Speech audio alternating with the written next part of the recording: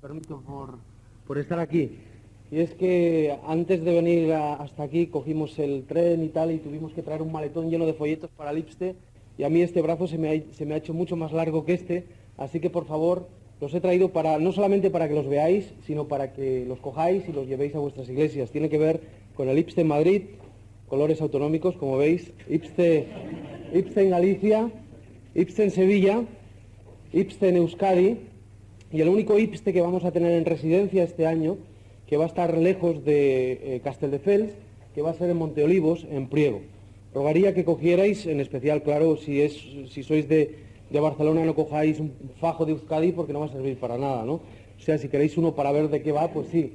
Pero que cada anciano, que cada obrero de su región, de su lugar, pueda coger el folleto de su lugar correspondiente y también este folleto que sí es para todos, porque este es el folleto del IPSTE de verano en toda España en este mes de agosto.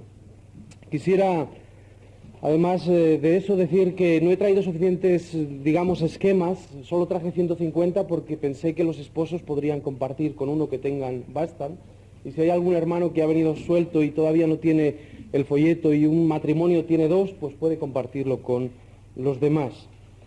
Una aclaración también es que siento que esto está un poco así improvisado, es para ayudaros a que vosotros podáis rellenar el bosquejo, pero que de todas maneras se va a ver en pequeño. Yo quisiera que lo vierais más grande, no puede ser, vamos a dejarlo así, y si alguien tiene algún problema, pues posteriormente lo podemos aclarar.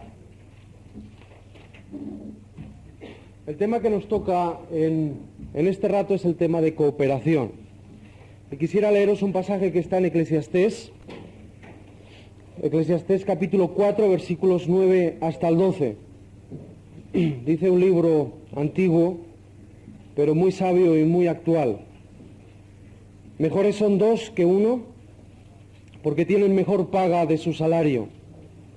Porque si cayeren, el uno levantará a su compañero, pero hay del solo, que cuando cayere no habrá segundo que lo levante. También, si dos durmieren juntos, se calentarán mutuamente. Mas ¿cómo se calentará uno solo? Y si alguno prevaleciere contra otro, dos le resistirán. Y cordón de 3 dobleces no se rompe pronto. El propósito de esta conferencia no es devocional. El propósito de esta conferencia es presentar un proyecto, es presentar un modelo de cooperación para que reflexionemos. Sé que algunas ideas causarán impacto, espero por lo menos. Sé que no vamos a tenerlo todo claro nada más que yo termine, es lógico, es normal, somos así los humanos.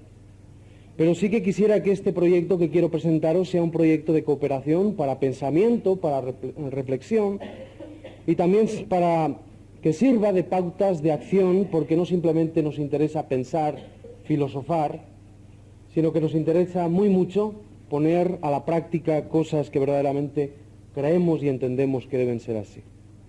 Ahora, en primer lugar, yo quisiera hablar de obstáculos a la cooperación. Cuando planteé este tema, quería ver por dónde mejor podría aclarar algunas ideas importantes y quisiera hablar de obstáculos de la cooperación, quisiera hablar de necesidades de la cooperación, quisiera hablar de fundamentos o bases de la cooperación y también, como clímax, ese modelo de cooperación. Pero no podía hablar de cooperación sin hablar de ciertos obstáculos de la cooperación. Algunos se han mencionado ya en estos días, yo no quiero ser recalcitrante en ello, pero por lo menos que toméis nota en vuestro bosquejo para ver si esto es real, si no es real, si verdaderamente tengo algo que deciros o si nosotros todos tenemos algo que decirnos los unos a los otros. Creo que uno de los obstáculos fundamentales en nuestras asambleas, no quisiera centrar, como veréis, no centraré el tema en las asambleas, porque eso sí lo tengo muy claro, como alguien ha preguntado esta mañana un poco irónicamente, pero que sí que es, detrás de esa ironía hay una tremenda verdad. Las asambleas de hermanos no somos el cuerpo de Cristo en España. Eso es cierto. Pero evidentemente, si difícil es ya cooperar con nosotros mismos, ¿cómo vamos a poder cooperar con los demás? Yo creo que primero tendríamos que empezar a ver si podemos cooperar con nosotros y luego a ver hacia dónde el Señor nos guía en cuanto a la cooperación con los demás. Pero creo que uno de los grandes obstáculos en nuestras asambleas de hermanos para la cooperación, que no tiene que ver ni más ni menos con un obrar juntamente para llegar con otros a ciertos fines, a ciertas metas, a ciertos objetivos, creo que es el tradicionalismo. Una de las tradiciones más arraigadas en nosotros, podríamos hablar de muchas, no quiero quemarme en esta tarde, podríamos hablar de muchas, pero una de las tradiciones más difíciles de superar en cierto sentido a nivel ideológico que llevamos en nuestro fuero interno es ese concepto que ha salido y que incluso precisó de matizaciones etimológicas, teológicas, no etimológicas, de usos loquendi, es decir, del uso local de hoy, es la cuestión de la autonomía. La iglesia local es tan autónoma que a veces corre el peligro de ser tan autónoma, de ser simplemente un grupito de personas que como los demás no operan como nosotros vemos la cosa, como nosotros creemos que es la iglesia local, como nosotros no vemos de esa manera cómo se deben llevar las cosas en la iglesia, la cuestión de forma, la cuestión de métodos, entonces ya somos autónomos, somos libres, somos soberanos, y es verdad. Y entonces ya no tenemos posibilidad de cooperar con los demás. Algo muy de la mano de esto es lo que podemos llamar, esto es un neologismo, diversismo, es que no encontraba otra cosa, diversismo, subjetivismo.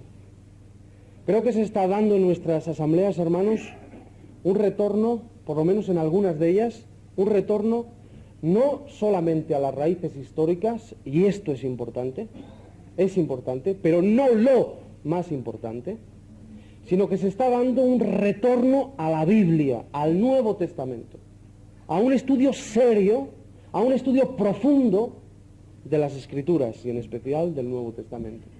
¿Qué ocurre con eso? Que es muy posible que ciertas iglesias, que ciertas asambleas, vean las cosas de una manera, por eso hablaba de subjetivismo, y otras iglesias vean la cosa de otra manera.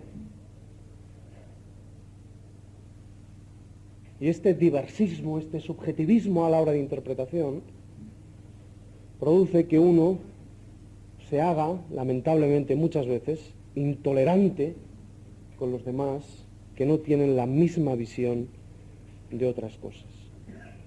En muchos lugares, hermanos, están no dejando de leer a los, si me permitís, divos, pero en otros se está leyendo más que a eso, que es el Nuevo Testamento. Tercer lugar, y este sí que es una tragedia, porque los otros son superables, pero esto es una tragedia, es el personalismo. Y yo no voy a sacar ningún ejemplo por una razón, no quiero que nadie se sonroje en esta tarde. Pero a verlos, haylos, como dicen. A verlos, haylos, pero no comento, de verdad, no comento porque no es mi interés herir susceptibilidades, porque no vengo aquí para eso. Pero a verlos, seguramente cada uno de vosotros lo sabe, haylos. Ahora, esto del personalismo está muy intrincado con nuestro carácter, con nuestra cultura. Somos todos un poco Don Quijotes de la Mancha. Somos todos un poco Juan Tenorios. Somos todos un poco hidalgos. Hasta que al final somos todos un poco caudillos. Recordar que cada uno de los españoles lleva un general, lleva un capitán, lleva un dictador aquí dentro. Por eso es tan difícil la democracia en nuestro país. Porque los 7 pecados capitales en nuestra cultura y en nuestro corazón, aún de manera inconsciente, están terrible y trágicamente metidos ahí y difícilmente somos capaces de superarlo. Yo no digo que este libro que os voy a recomendar ahora sea inspirado, no lo es. Pero sé que hay muchos de vosotros que lleváis en vuestras Biblias una concordancia, ¿verdad? O unas notas, como mínimo. Yo quisiera que saliera una edición de la Biblia, Virgilio, que tenga la Biblia, el texto, el que sea, y un apéndice con el libro de Guillermo Díaz Plaza que se llama El Español y los 7 pecados capitales. Porque nos iba a ir muy bien. Nos iba a ir muy bien. No es inspirado, pero su repaso a la luz de lo que dice el Nuevo Testamento nos iba a ir de verdad, de perilla. Solo quisiera destacar 3. Orgullo. Hermanos, hay, no digo que muchos, pero hay bastantes diotrecillos sueltos en nuestra piel de toro. Hombres que, como dice el apóstol Juan en su tercera epístola, Diótrefes, al cual le gusta tener el primer lugar entre ellos, no nos recibe. Por esta causa, si yo fuere, recordaré las obras que hace, parloteando con palabras malignas contra nosotros. Hermanos, esto es una tragedia. Esto es una tragedia. Yo puedo estar de acuerdo con una opinión o con otra opinión, yo puedo estar de acuerdo con un enfoque y con otro enfoque, puedo dejar de estar de acuerdo con mi hermano, con mi hermana, con aquel que piensa así, con aquel que es asá, pero lo que no puedo hacer, hermanos, es parlotear con palabras malignas contra los hermanos. Segundo problema es el de la hipocresía. La hipocresía. Creo que también, lamentablemente, muchas veces se usa la palabra, como dice 2 Corintios 2:17, se medra la palabra, se sisa a la palabra, se utiliza la palabra, predicamos la palabra y no vivimos lo que decimos. Y en especial con relación a nuestro ministerio de unidad, de compañerismo, de tolerancia, que lo decimos a vox populi, pero luego, de forma hipócrita, a base de orgullo, nos convertimos un poco en esos Diótrefes que se cierran al pensamiento de los demás. En tercer lugar, la envidia. Recordáis que el apóstol Pablo decía, hay muchos que están predicando a Cristo por envidia. Los que prediquen a Cristo por envidia, que prediquen a Cristo, como decía el apóstol Pablo. Pero eso, hermanos, no es motivación para predicar a Jesucristo. Por eso, hermanos, no hay fruto en nuestra misión. Por eso, hermanos, yo no digo que haya triunfo, porque el triunfalismo es solo de Dios. Haya conversiones o no haya conversiones, si algunos creen el mensaje del Evangelio, el triunfo es de Dios. Y si algunos no entienden, ni comprenden, ni aceptan el Evangelio, Dios sigue siendo triunfante. No es cuestión de éxito el ministerio. Es cuestión de motivación, de cómo se sirve al Señor. Y la envidia, hermanos, no es motivación válida. Y algunos me parece, hermanos, que desgraciadamente, por estos tres factores, por tradicionalismo, por diversismo, subjetivismo, por personalismo, estamos trágicamente corriendo en orgullo, en hipocresías, en envidias. Ahora, ¿cuáles son las necesidades para la cooperación? Yo he apuntado 3 necesidades fundamentales para la cooperación. Necesidades bíblicas. Necesidades bíblicas. El Antiguo Testamento, como muy bien Samuel dijo ayer por la noche, y no solamente el Antiguo Testamento, sino que toda la Biblia quiere contestar a esta pregunta: ¿quién es el que reina en la historia? Y en los primeros capítulos de Génesis, hasta el capítulo 3 por lo menos, la contestación es clarísima: el que reina en la historia es Dios. Dios es el soberano absoluto de la historia. Dios es el soberano creador. Dios es el soberano que ha manifestado su carácter, su cómo es en la creación. Pero a partir de Génesis 3 podemos contestar de una manera explícita, categórica, explayante a esa pregunta, diciendo: ¿Dios es el que reina en la historia? Preguntarlo en la calle a ver quién reina en la historia. A lo mejor nosotros sí que decimos, bueno, a final de cuenta, sí, Dios es el que reina. Pero eso es claro, eso es evidente, eso es tangible. ¿Quién es el que reina en la historia? Y Dios quiso que para contestar a esa pregunta, ¿quién es el que reina en la historia?, y se contestase de una manera positiva, diciendo: Dios, el Yahvé de Israel, es el que reina, Dios encomendó una misión a su pueblo. Y en la medida que su pueblo vive en armonía con esa misión que Dios le ha dado, se podrá contestar a esa pregunta teológica por excelencia, que sí, Dios es el que reina. A través de la proclamación, ¿cómo es Yahvé? A través de la separación, identidad propia, no como los paganos, sino con una identidad propia de carácter que trasluce cómo es el Yahvé de Israel. Y unión, que manifiesta en la práctica que aquellos que eran monoteístas, que creían en la unicidad de Dios, pudieran vivir entre aquellos que creían teológicamente en la unicidad de Dios, en la práctica lo demostrasen. Unión. Creo que Abraham ejemplifica esto de una manera correcta. Encontramos a Abraham, Génesis 12, 7 y 8, no voy al texto porque vamos muy deprisa contra el reloj. Encontramos a Abraham proclamando.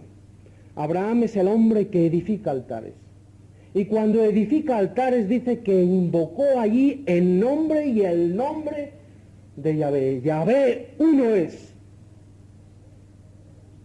Encontramos a Abraham separándose cuando tiene que buscar novia o mujer para su hijo.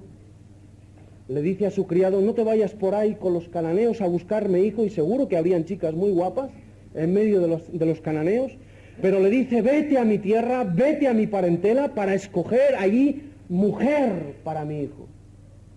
Separación, guardando distintivos. En tercer lugar, unión.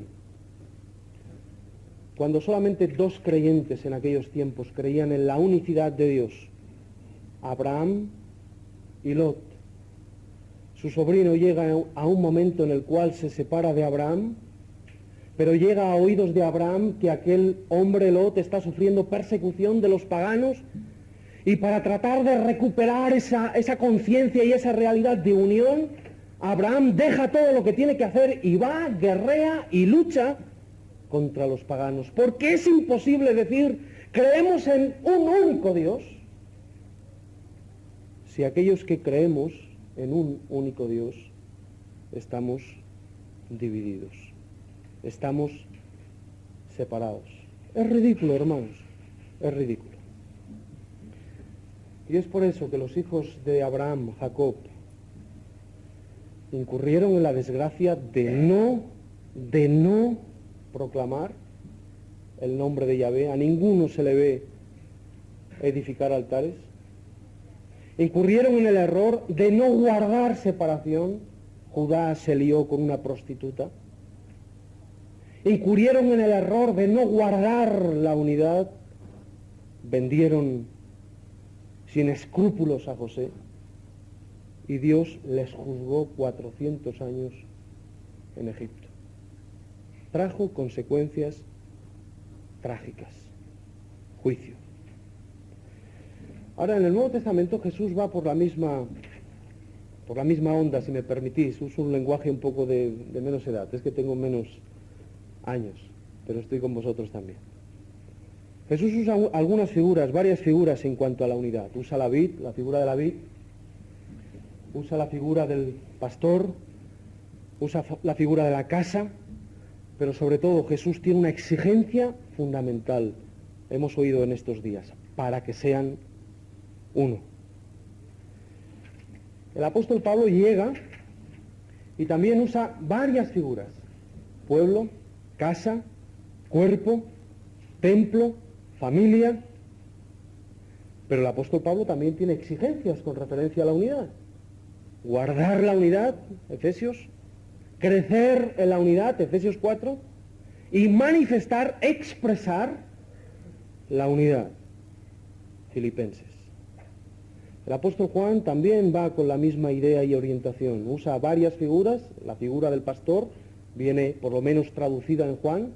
La figura de la vid viene por lo menos expresada por Juan también. Pero Juan viene también con unas exigencias.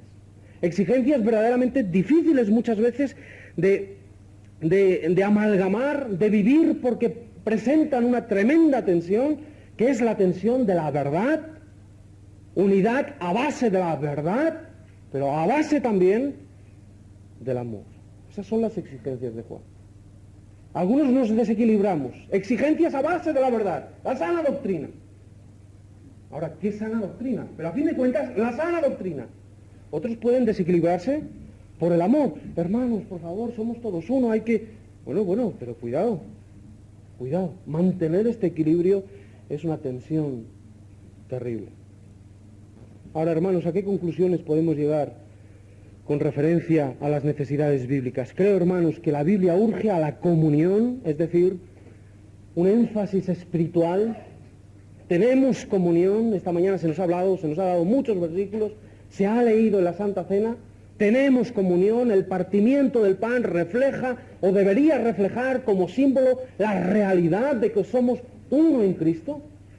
Pero además, hermanos, la Biblia urge a la cooperación, un énfasis práctico, comunión y cooperación.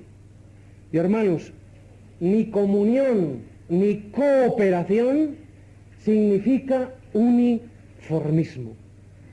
Comunión ni cooperación significan uniformismo.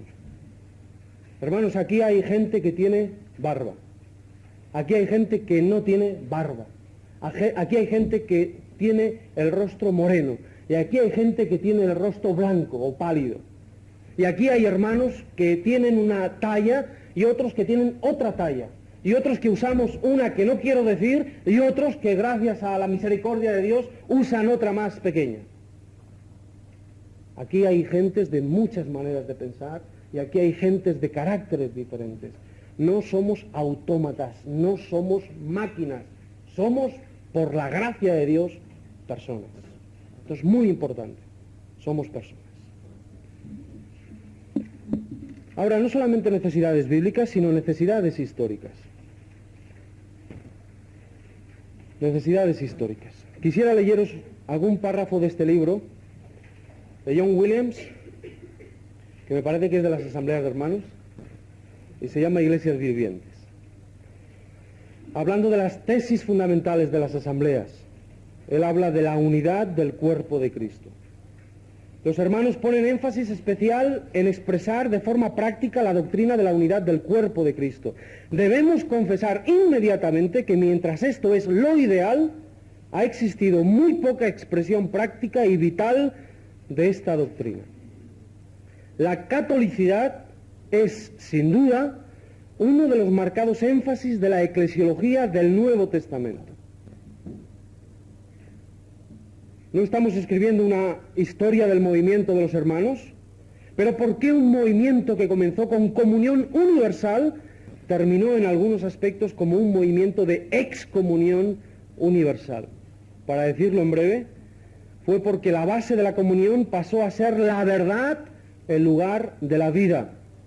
En lugar de recibir a la comunión a las personas que lo deseaban sobre la base de su vida común en Cristo, se inventaron toda clase de shibboleths doctrinales.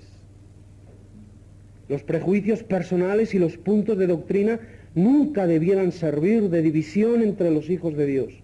Entre todos los hombres, son precisamente los hijos de Dios quienes más motivos tienen para haber aprendido el arte de estar de acuerdo en la discrepancia, en un espíritu de tolerancia y amor en Cristo Jesús.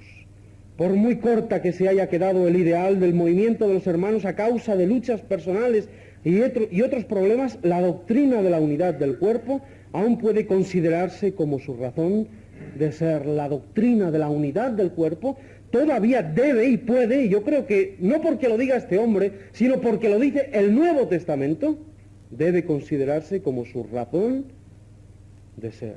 Si así lo deseamos, podemos darle una expresión revitalizada a esta verdad, pero para ello serán precisos el mayor valor y honradez. Es triste para nuestro tradicionalismo que los hermanos somos los más lentos en extender la mano amiga de la comunión a quienes normalmente no se asocian con nosotros.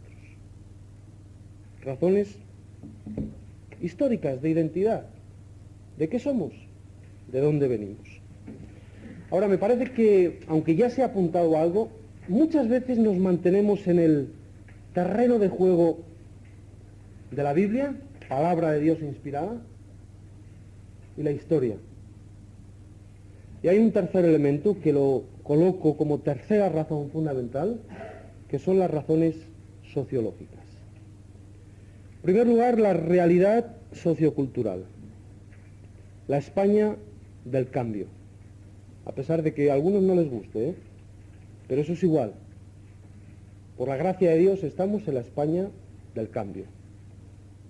Y cambio significa una transformación profunda que afecta a un colectivo humano y el curso de su historia.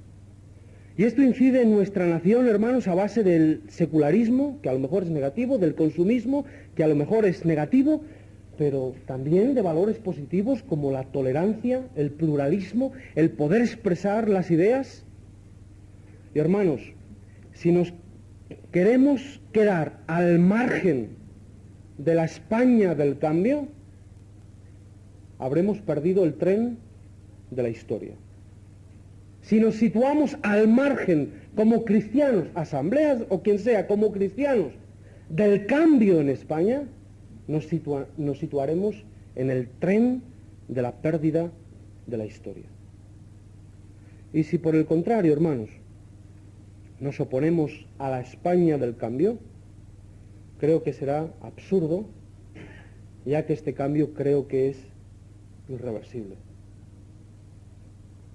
O perdemos el tren de la historia, o nos vamos a poner a pegarnos contra la España del cambio y vamos a tener opiniones absurdas en cuanto a la sociedad en la cual estamos viviendo. Yo solo quisiera subrayar dos aspectos fundamentales, habría mucho más, de esta realidad sociocultural. La primera, España, una sociedad pluralista. El pluralismo es la manifestación libre responsable de diferentes puntos de vista, de diferentes opiniones en cuanto a la vida, ideologías, o en cuanto a la praxis, en cuanto a la ética, en cuanto a las maneras de actuar. Hermanos, eso implica tolerancia. La España del tío Paco pasó a la historia. Sí, la España del tío Paco pasó a la historia. Y si involucionamos hacia el tío Paco, veremos qué haremos como cristianos. Algunos no van a estar de acuerdo, ni se van a quedar así, os lo aseguro. Pero además, la España del ordeno y mando pasó a la historia. La España de este es el esquema pasó a la historia. Hay más posibilidades que esas. Hay diferentes puntos de vista. Hay diferentes maneras de ver las cosas. Y lo importante es que debemos respetar, y esto tenemos que aprenderlo, en especial algunas generaciones más que otras, pero esto exige ni más ni menos que respetar profundamente al otro, aunque no esté de acuerdo, pero respetar al otro. En tercer lugar, la España de hoy, una sociedad socializada. En España se está manifestando una multiplicación de relaciones humanas de tal manera que consiguiente y consecuentemente se están produciendo modelos nuevos de creación, de actividades y de asociaciones. Todo el mundo se asocia. Se asocian los vecinos, se asocian los estudiantes, se asocian los jugadores de fútbol, provocan huelgas hasta en la AFE y nos quedamos sin fútbol durante todo un año y hemos estado llorando trágicamente porque no había un buen acuerdo entre, yo qué sé, porque he perdido la onda esa, pero entre los futbolistas y los políticos. Y todos llorando y rasgándonos las vestiduras por todo esto.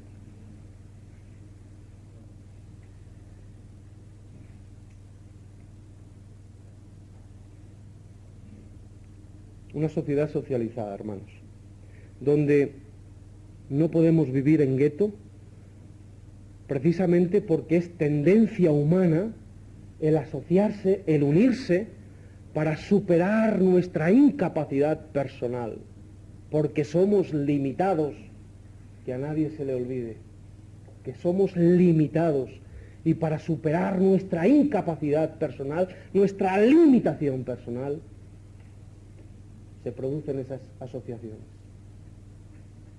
¿Creéis que yo puedo ir a la televisión, preguntarle a Juan después, a decirle, mire, que yo soy de la iglesia de Torrá en Barcelona, que quiero un programa? ¿Me van a meter una patada si es que me dejan entrar? Porque podríamos ser 220, ¿no?, que fuéramos a televisión. A lo mejor serían 220 patadas. No podemos vivir porque la España ha cambiado, hermanos. Ahora, no solamente eso, nuestra realidad evangélica, nuestra realidad evangélica. Hay diferentes denominaciones en España. Alguien ha dicho ayer, creo que Samuel, dijiste, que no somos una denominación, pero que de alguna manera somos un grupo que tenemos distintivos propios, ¿sí o no? Es igual, no nos llamemos denominación, pero es cierto que otros nos llaman denominación. Y reconocemos que hay otras denominaciones, Fieide, Huede y etcétera, que son cristianos, Algunas de ellas pueden tener algún problema, vale, pero por lo menos, por favor, ni a los hermanos que están en la Fieide, ni a los hermanos en general que están en la Huede, podemos decirle ni que no son cristianos, porque esto ya sería olímpico, pero mucho menos despreciables, como si fueran cristianos de segunda división o de tercera regional. Hay denominaciones en España, hermanos, y esto es una exigencia, esto es una necesidad. En tercer lugar, hay movimientos para eclesiásticos que, gusten o no, están ahí, que en muchas ocasiones están haciendo la labor que nosotros tal vez hemos olvidado y hemos dejado atrás. No puedo hacer alusiones porque estoy trabajando en una organización paraeclesial, a pesar de haber sido encomendado por nuestra asamblea en calle Tolrá hace año y pico, y por un montón de asambleas que se unieron en esa encomendación, como obrero de las asambleas. Pero es una realidad. Hay movimientos, y esto de ME no significa una sigla política, movimientos evangélicos, que no se nos olvide, que son paraeclesiásticos. No solamente eso, nuestras propias necesidades técnicas y prácticas. ¿Dónde está un centro de rehabilitación de drogadictos de las asambleas de hermanos? ¿Dónde está un centro educativo de las asambleas, propiamente de las asambleas de hermanos? Yo sé que es la iglesia y tal, pero bueno, seamos realistas, por favor. ¿Dónde está una comisión auténtica para poder proclamar el Evangelio a nivel de diferentes tecnologías que tenemos en el día de hoy?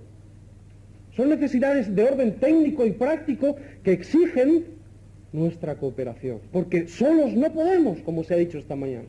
Mi iglesia no tiene un presupuesto para mandar o abrir nuevas iglesias, una por lo menos al año. No tiene, no puede, es imposible, porque los obreros tienen que comer, hermanos. Eso exige que nos asociemos, que cooperemos. Ahora, ¿cuáles serían las bases o fundamentos para esa cooperación? La primera de ellas sería la capacidad de distinción entre lo esencial y lo accesorio, y aquí tendremos dificultades. ¿Qué es lo esencial? ¿Qué es lo accesorio? Hermanos, para alguna iglesia una cosa puede ser esencial y para otra puede ser accesorio. Yo no quisiera voy a usar una ilustración hiperbólica, pero espero que no ocurra. Si ocurre, perdonar, no lo digo con mala intención. A lo mejor para alguna iglesia tocar en el culto con la flauta dulce sea doctrinal. Y en otra no. Por eso la exageración, porque no quiero entrar en problemas. Pero ¿qué es realmente lo esencial? Hermanos, lo esencial para mí es aquello que el Nuevo Testamento normaliza de manera dogmática. Lo esencial es lo que el Nuevo Testamento normaliza de manera dogmática. Principios fundamentales que no se pueden cambiar jamás, a pesar de que la historia cambie, a pesar de que los tiempos cambien, a pesar de que la cultura cambie, habrán principios inalienables que mostrarán nuestra identidad como asambleas o como iglesias. Y eso es esencial, eso es incambiable. Pero también, hermanos, hay muchas cosas que son accesorias. Y estas son aquellas que el Nuevo Testamento no normaliza con absoluta claridad. Lo que podríamos llamar formas. tener el culto a las 3 de la madrugada.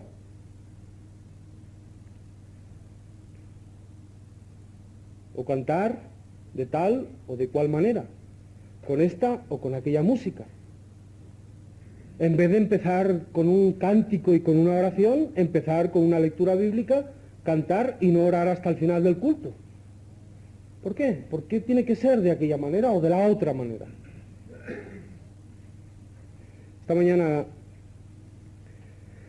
se han mencionado cosas de estas, hermanos, y a veces es tan difícil porque para unos una cosa es esencial y otra cosa es accesorio, que para mí la respuesta que a mí me mantiene erguido por lo menos es que en estas dificultades lo fundamental es el respeto a los demás, el respeto al otro.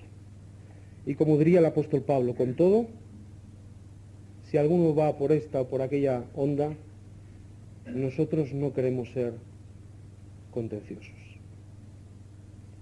El señor Yeli preguntó esta mañana, ¿con quién colaborar? Porque claro, está ahí en el ambiente, ¿no? ¿Con quién colaborar? Nos vienen grupos, nos vienen estos, nos vienen los otros. Aún entre nosotros mismos, ¿con quién colaborar? Se ha preguntado también, ¿podríamos tener una declaración de fe?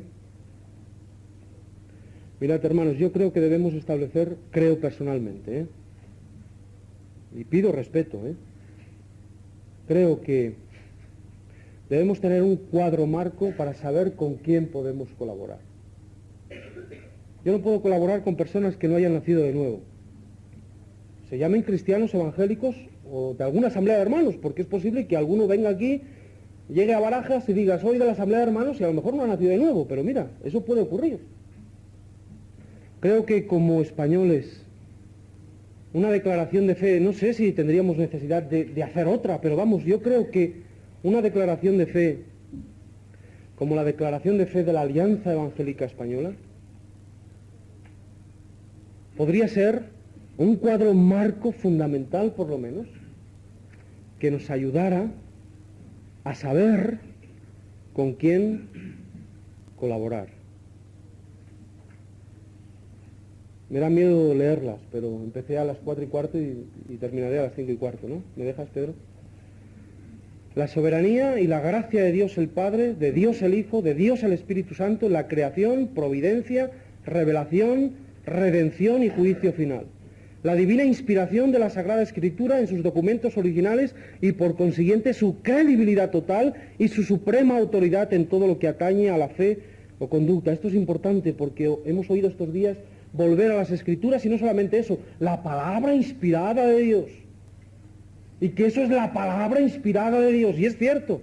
Pero hermanos, ¿creéis que sanos hermanos en la federación o en la web o en otros grupos no creen que la palabra de Dios es inspirada? ¿O solo creemos las asambleas de hermanos que la palabra de Dios es inspirada?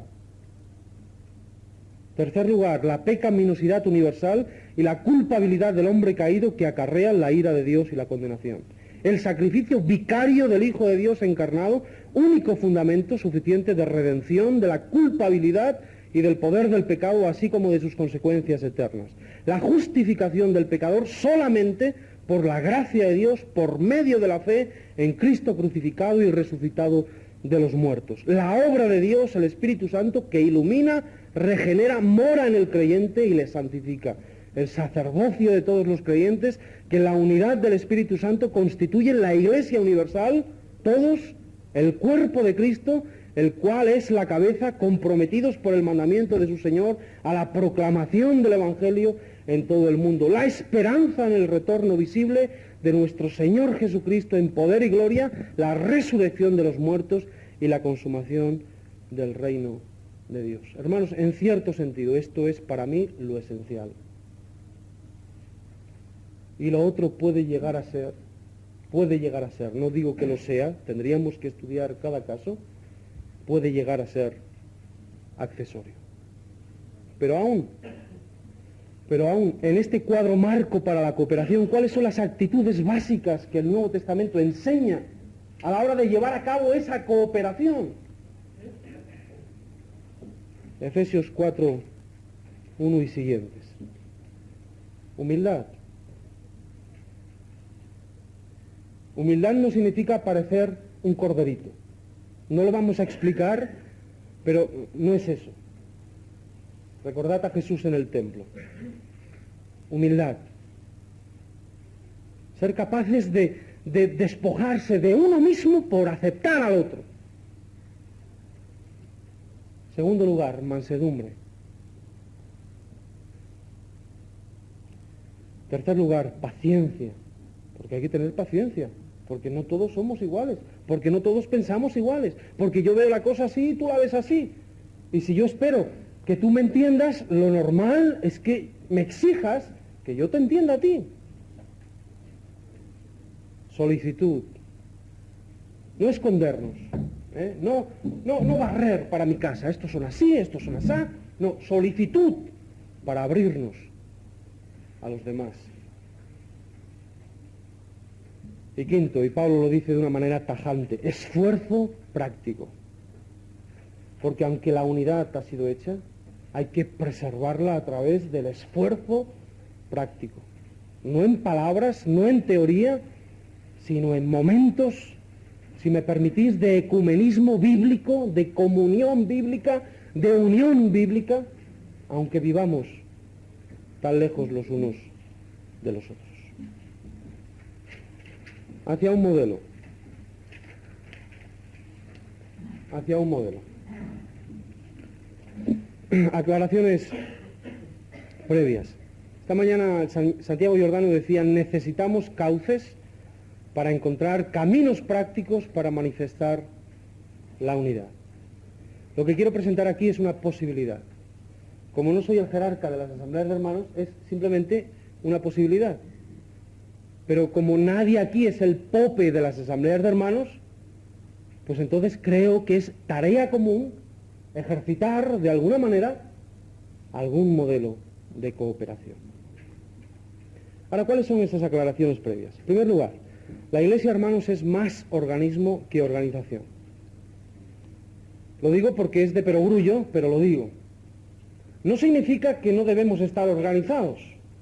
Yo lo ilustro así siempre que hablo de este tema. Todo organismo, para que viva, tiene que estar organizado, porque cuando un organismo empieza a desorganizarse, empieza a disfuncionar, se muere. En cuanto que a mí, mi órgano hepático no me funciona, que me ande con cuidado. Y si me dan unas cuantas lipotimias, tranquilidad y para el ritmo de la vida. ¿Por qué? Porque esa organización de mi organismo, de mi cuerpo, empieza a disfuncionar, empieza a fallar y me muero. Irremisiblemente. Pero es cierto, la Iglesia es más un organismo que una organización. En segundo lugar, el Nuevo Testamento creo que diferencia entre la Iglesia local y la obra. La Iglesia es una cosa y la obra de Dios es otra. Y hay hombres que tienen que vivir por y para la Iglesia, fundamentalmente, ancianos, y hay hombres que tienen que vivir por la obra y para la obra, fundamentalmente, creo, obreros. Y el apóstol Pablo, hermanos, fabrica para aquel tiempo unas estructuras precisas para que la obra funcione. ¿Creéis que llegó a Roma así por arte de magia? ¿Creéis que hizo los viajes misioneros así porque, bueno, se cogió en el barco y a ver, Señor, a ver dónde me llevas? Pablo tenía objetivos, Pablo tenía metas concretas, Pablo tenía un grupo de colaboradores que le sostenían. Pablo creó una estructura para llegar a aquella meta que le había sido impuesta por Cristo Jesús de llegar a Roma con el Evangelio. Ahora, ¿cómo llegar a Roma por el Evangelio? Discutiendo si las asambleas son así o asá, discutiendo quién tiene el control de la obra, si los ancianos o los obreros, discutiendo si hay que crear estructuras o no hay que crearlas. Mirad, Pablo fue muy pragmático y se dejó de ilusiones y de verborragias y de muchas otras cosas. Y dijo, tengo que ir a Roma y me creo esta estructura para realizarla. Estudió en ningún sitio, aunque estudió a los pies de Gamaliel.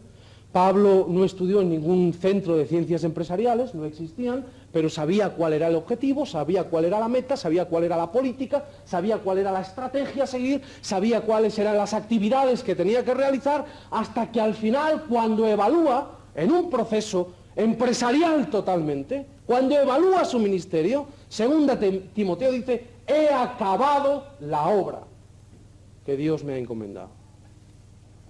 Ahora, no había ido a ESADE, ni a EADA, ni a ningún sitio, ni a ninguna escuela superior de ciencias empresariales, pero tenía muy claro cuál era su política, tenía muy claro cuáles eran sus objetivos, tenía muy claro cuáles eran las actividades, sabía con qué personas contaba, ponía en ejecución el plan que tenía y al final lo evaluaba. Típico ciclo de gestión empresarial de cualquier empresa. Y todo hermano que trabaja aquí en una empresa sabe que este ciclo se emplea en Coca-Cola, en Pepsi-Cola, en Danone, en Profiden y en todas partes. ¿Por qué? Porque así funcionan las cosas. Tercer lugar, unidad y cooperación, hermanos, se dan en estructuras. Unidad es el aspecto espiritual. Estamos todos aquí, somos o formamos parte, no lo somos en exclusiva, pero formamos parte del cuerpo de Cristo. Pero si tomamos una decisión para llegar a unos objetivos, empezaremos a crear una estructura. ¿Lo quieras o no? Un ejemplo práctico que no quiero que se repita en otros lugares, aunque ya se ha repetido. Escuela Bíblica Evangélica, de la cual se hablará esta noche. Es una organización en cierto sentido porque no es la iglesia. La Escuela Bíblica Evangélica, EVE, no es la iglesia. Y no puedo mencionar a nadie que podríamos mencionar porque por alusiones se podía sentir ofendido porque no le he pedido permiso para mencionarlo. Lo digo porque lo menciono porque es algo donde estoy yo trabajando. EVE, en Barcelona. Es una estructura. Tiene un presidente, un decano, unos vocales que organizan, que planean y tal. ¿Sujetos a la iglesia? Muy bien. ¿A los consejos? Evidentemente que sí. Pero con unas actividades propias de lo que es esa estructura. Ahora, ¿qué clase de estructura? Y este es el problema. ¿Qué clase de estructura? ¿Cuáles han sido las tendencias fundamentales en la historia de la Iglesia? En primer lugar, la tendencia que podemos llamar supraeclesiástica. La tendencia supraeclesiástica, considera que la misma estructura forma parte de la Iglesia. Y generalmente es jerárquica. Y algunas denominaciones en España, aunque no lo digan, en realidad a veces manifiestan cierta filosofía supraeclesiástica. La estructura, la forma, la denominación forma parte de la Iglesia y tiene a sus señores jerarcas, aunque se le dé el asunto de siervos y tal, pero bueno, señores que toman decisiones y que tienen autoridad. Evidentemente, el non plus ultra es la Iglesia Católica Romana, pero bueno, otras denominaciones protestantes han seguido este modelo jerárquico de tendencia. En segundo lugar, la tendencia subeclesiástica, y en un sentido peyorativo. Sub en el sentido de dejarlo por muy debajo. Personas que consideran que la estructura de la Iglesia no vale para nada, no sirve para nada. La Iglesia es autónoma, es independiente, absolutamente. Ahí a lo mejor estaríamos algunos de nosotros, ¿por qué no? Estructuras paraeclesiásticas, es decir, que están al lado de la Iglesia. Estructuras que se aceptan porque están ahí y que las reconocemos según nos convenga o no nos convenga, según nos caen simpáticos o no nos caen simpáticos, según si estamos trabajando junto con ellos o lejos de ellos. A fin de cuentas son paraeclesiásticas, o como se ha dicho aquí, paraeclesiales, es decir, están ahí y las aceptamos cuando nos interesan. A veces para hacer algunas campañas, pero que no se metan demasiado donde están cerca. A veces para enseñar algo, pero que no se pasen porque luego hay lío. Ahora, ¿hay otro modelo? Yo creo que sí, hermanos. Creo que podría existir un modelo, he usado el término de un autor muy conocido, me parece que es, recordar, si no se me olvida, Ralph Winter, el término infraeclesiástica. Es decir, estructuras que son creadas por la Iglesia para que ayuden a la Iglesia a llevar a cabo su misión. estructuras infraeclesiásticas, que están debajo, no en el sótano, no pisoteadas, no rechazadas, sino que están debajo de la Iglesia porque la Iglesia la ha creado para que estas estructuras les ayuden. Hermanos, seguro que esto no es ninguna novedad, ¿verdad que no? He oído de evangelización en Galicia. ¿Sí o no existe, no? ¿Es la Iglesia Evangelización Galicia? ¿Algún gallego se atreve a contestarme en el sentido libre, por supuesto? Yo tengo una respuesta. Creo que no. He oído de Evangelización Andalucía. Casi por el título debe ser un calco, ¿no? No sé. ¿Es Iglesia Evangelización Andalucía? No. EVE, Escuela Bíblica Evangélica, en Barcelona. ¿Es Iglesia? No. Es una estructura infraeclesiástica que está debajo de la Iglesia. EVE, en Valencia. Por imitación también, ¿no? En este caso. Estructura infraeclesiástica. Ahora, ¿cuál sería el modelo de cooperación? Lo tenéis ahí. Seguro que lo tenéis en letras muy pequeñitas.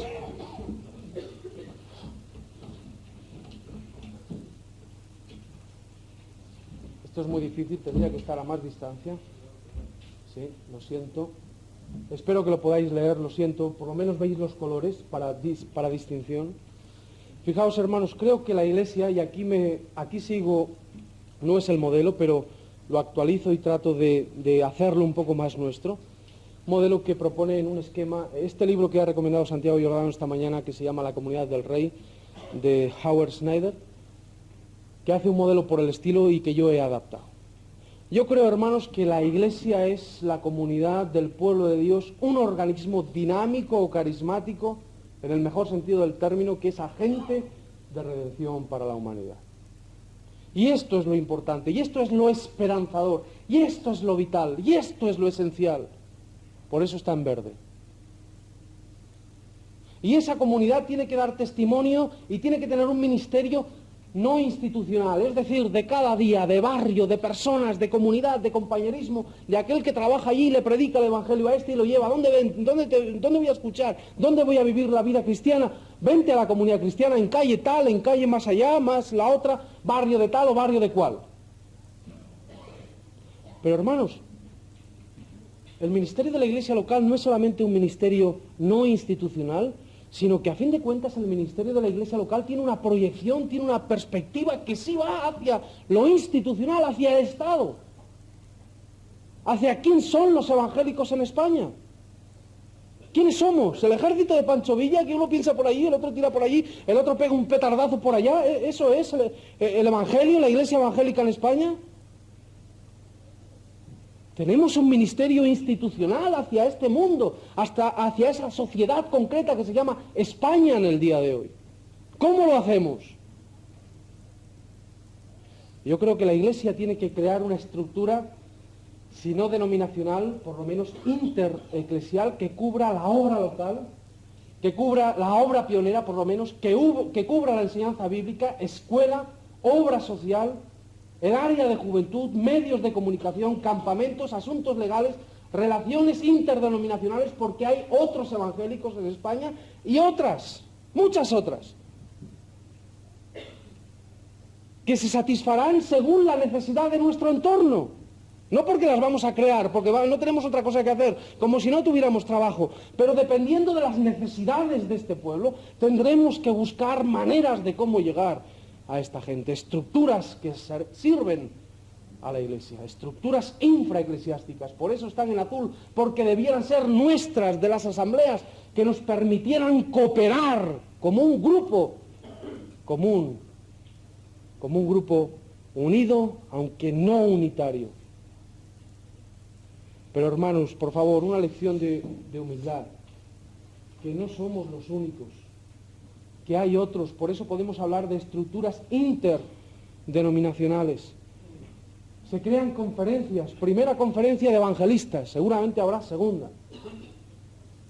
Campañas evangelísticas que las promueven un montón de gente, Decisión, la Liga del Testamento del Bolsillo, Ágape, etcétera, etcétera. Institutos bíblicos. ¿Cuántos hay? X, N. Yo estoy trabajando y colaborando en el Instituto Bíblico y Seminario Teológico de España. Y no me da vergüenza, ¿eh? Editoriales, la Alianza Evangélica Española. Asociaciones de todo tipo, evangelísticas, como tendréis más abajo, o de otros lugares. Hospitales, escuelas, misiones. ¿Qué es que no son creyentes estos hermanos? ¿Qué es que no son cristianos? Claro que son cristianos, pero son diferentes a nosotros. Diferente a nosotros. Nosotros creamos las nuestras, pero ellos son diferentes. Y cuando llega el momento, si es en base a esto, en principio es mi sugerencia, podremos colaborar.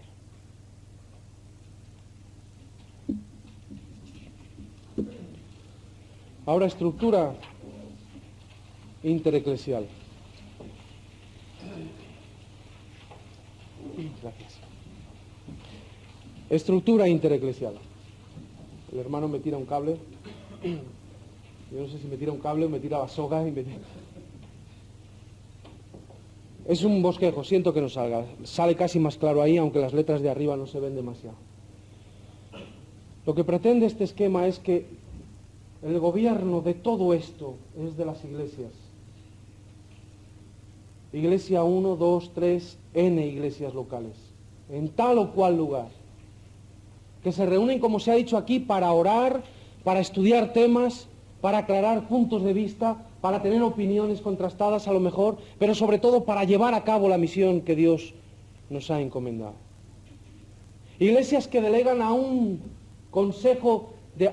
perdón, que esto es una matización muy importante, no a un consejo de nada, sino simplemente que delega a unos ancianos consejeros, a unos ancianos que se van a ocupar de ese ministerio, que a su vez delegan a un grupo de obreros, porque a fin de cuentas son los que están estudiando la Biblia, ojalá, yo creo que sí, yo creo profundamente que sí, y porque tienen el tiempo para hacerlo, y es su vocación, además, que están metidos en la problemática de la obra, que tienen tiempo para realizar esas actividades, porque por eso se han dedicado, o les han encomendado a la obra, y evidentemente tiene que estar organizado porque no se puede hacer con 200 obreros, sino que debe tener una simple organización de colaboración para distribuir en diferentes actividades como la obra local, la obra misionera, la iglesia, los campamentos, la obra social,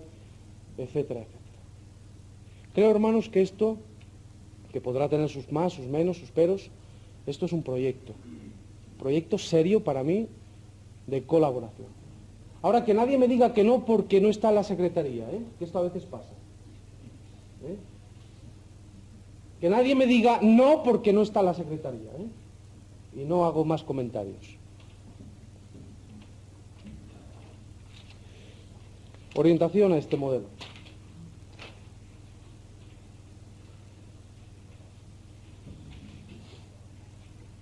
Este modelo comporta una estructura originada por la Iglesia e iglesias locales para servir a la Iglesia. Este es el lema de muchos organismos pequeños. Han surgido de la Iglesia para servir a la Iglesia. Segundo lugar, estructura supervisada por la Iglesia, pero con competencias propias. Hermanos, cuando tenemos que hablar del currículum de EVE, no podemos reunir a todo el Consejo de Ancianos de Barcelona, porque no puede ser. Lo tiene que hacer un grupito, X, que luego lo presenta al Consejo y el Consejo lo aprueba o no. Pero lo que no podemos hacer es multiplicar las reuniones de que sí, de que sí no, y luego que muchas veces no funcionamos. Esto es para mí, lo que voy a decir ahora es para mí muy serio. Estructura dirigida por obreros y obreros cualificados y capacitados por el Espíritu Santo. Yo creo que hay, me permitís la expresión, una especie de concepto tiranizado del obrero. Un concepto tiranizado del obrero. El obrero es el esbirro del Consejo de Ancianos.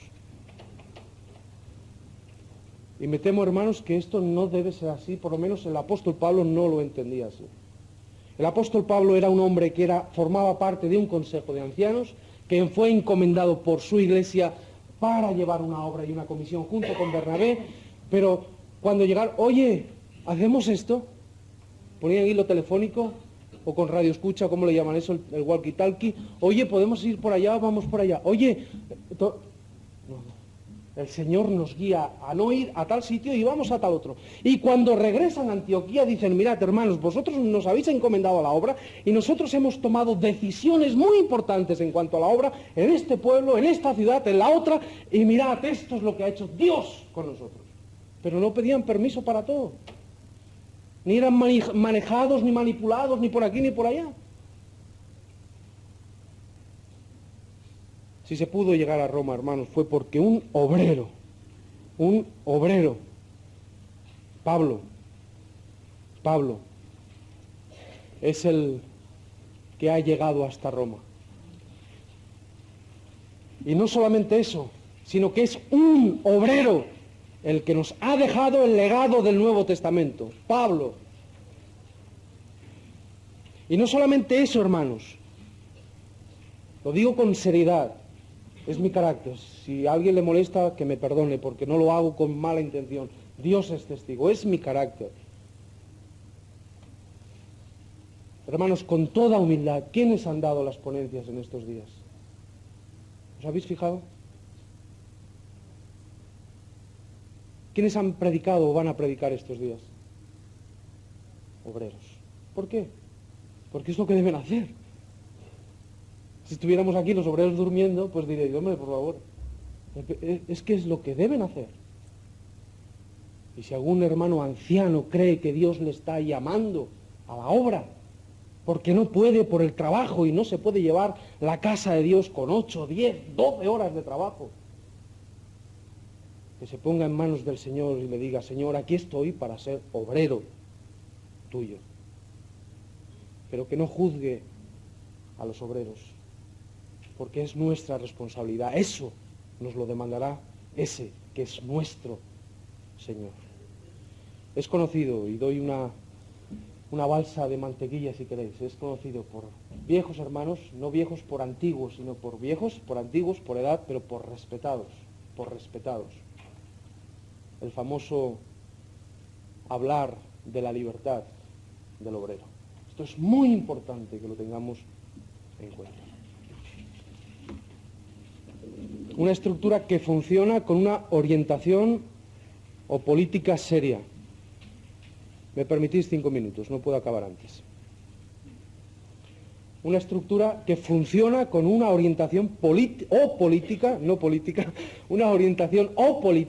seria, con objetivos, con metas, con programas, con personas capacitadas, con evaluación de si realmente se están haciendo las cosas bien o simplemente creamos la estructura y la dejamos ahí hasta que el Señor nos arrebate, y como muchas veces ocurre también.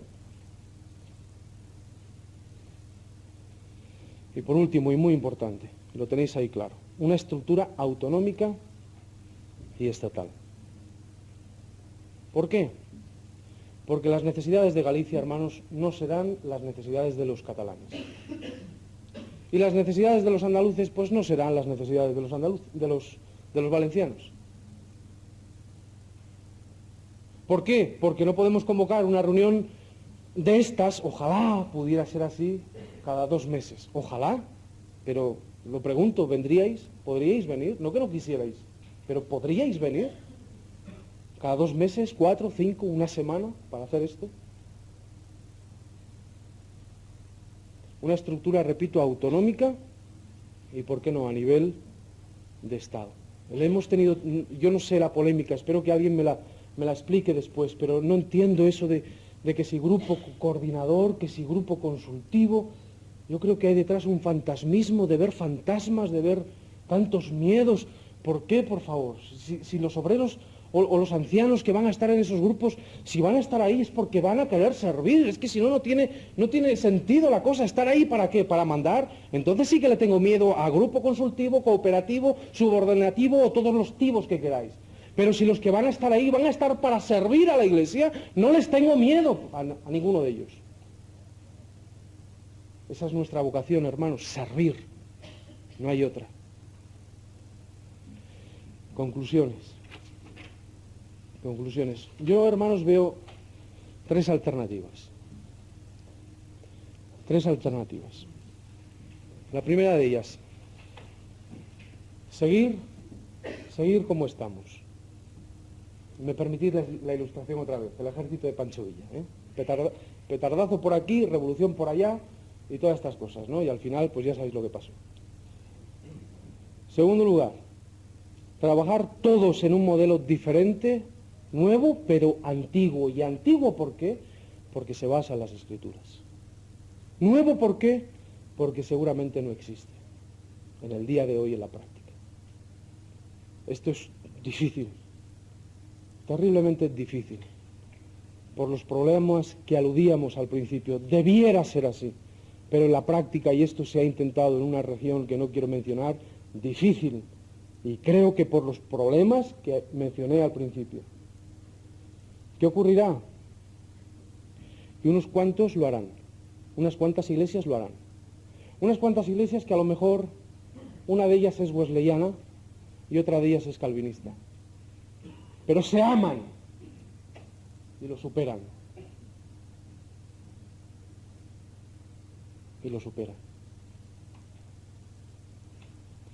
Recordad, por favor, yo lo tengo muy claro. Gracias a Dios nací en una iglesia de hermanos. Me enseñaron las primeras clases de escuela dominical una hermana de una asamblea de hermanos como la copa de un pino. Nací al Evangelio en una asamblea de hermanos. La iglesia o la asamblea me llamó al presbiterio. La asamblea y otras asambleas de hermanos me encomendaron a la obra. Pero la iglesia es la iglesia de Jesucristo. Es la iglesia cristiana. Que el Señor nos bendiga.